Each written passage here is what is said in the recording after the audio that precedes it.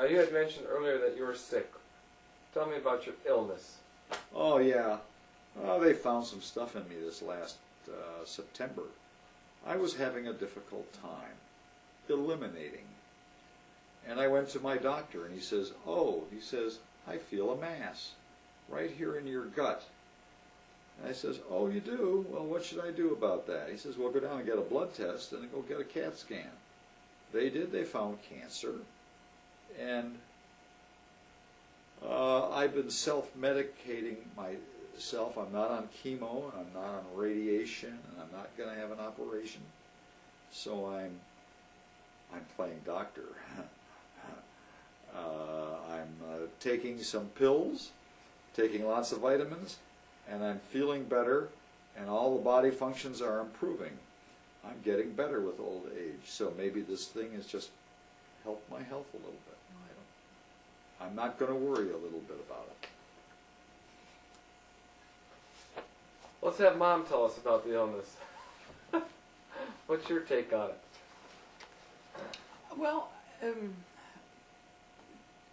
today's climate, when you say the word cancer, it's pretty traumatic because most people that have cancer don't survive for very long. So it was a traumatic experience just hearing the words. And of course then we had to do research on it and find out exactly what it is, and went to 3 different places to have them evaluate the diagnosis and what they had to offer. We been to cancer places and got 3 different opinions as to how to treat it, and we actually have a 4th opinion because that was what Dad decided to do for himself. He decided he didn't want to do chemotherapy, and he didn't want the surgery that was offered at the Carmanos Cancer Institute. And as a result of taking large amounts of vitamins and herbal product called Oncolin, he has been feeling better and continues to feel better. We had another CAT scan, and the CAT scan shows there was essentially not much change, and or no change in most of it. And so doctor says, well, you might as well continue doing what you're doing. He says, we can't do any better for you than what you're doing for yourself right now. Come back and see us in 4 months, have another CAT scan, and we'll see where you are in that, and in there at that time. So that's what we're doing, and making the most of life as we can make out of it, with our our condition as it is. Any last things that you want us to know? Well, I'd like to put a little caveat on that. I've got a little problem, but my wife has got problems too. She's got diabetes and arthritis and hepatitis and jaundice, and she's just had all kinds of problems. And we're just trying to get this old girl healed up and feeling good. So the problem is, I've got a problem, but she also has a problem. And I have multiple problems. She has multiple problems. Not to look at her, and she looks terrific. But in fact, I'm going to a sleep study. And she's going to figure out how to even get some sleep to deal with the sleep apnea. So, which probably has caused a lot of other problems. I've had it. How long do you think you've had sleep apnea?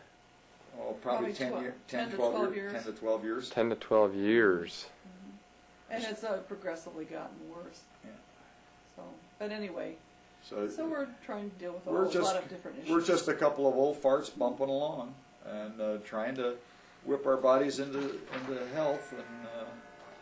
And one of the things you guys talked about before, this is going backwards, but that's okay. Did you take formalized ballroom classes?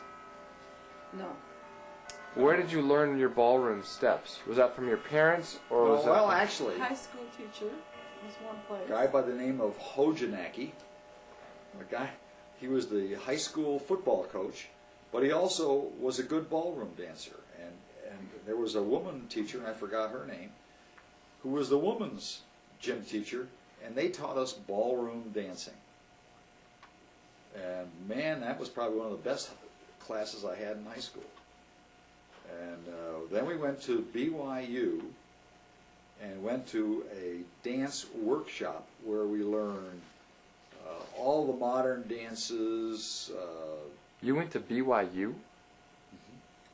For a week of dance training. We went to a dance workshop. When did you drive out to BYU? Before you had Paul? Oh no! Oh no! Grandma took care of all three of you guys. Oh wait a minute! No, we took them with us. We took them with us, and we the Bones took the kids while we were at the clinic. Yeah, the Bones took care of. I must have been very young. I don't remember that at all. Yes, you were. Yeah, and you were. Gwen was a baby in arms at the time. We were stake dance directors, which meant we went around to all the wards and trained each ward's dance director and gave dance training to all the kids that wanted to learn how to dance. You did that for Or years. So we did that for quite a long time. for several years. Because I remember going with Mom to one of the youth conferences and to help teaching dancing when I was like 8. That's very possible. Yeah, we did a lot of dancing, and I'm still ready to cut a rug, but I got to figure out a way to get my wife moving. I need a new knee and a new ankle, and I don't think they can do much for my ankle. I could get a new knee, but I'm not ready for that right just yet. We could get you anyway. So, you know, we're bumping along, and we're doing great, and looking forward to the future. We're not ready to cut and run yet. Very good. Anything else you want to say before I shut it off? Well, if there were other things to say, I'm looking through this list of papers here, and there's probably lots of things we could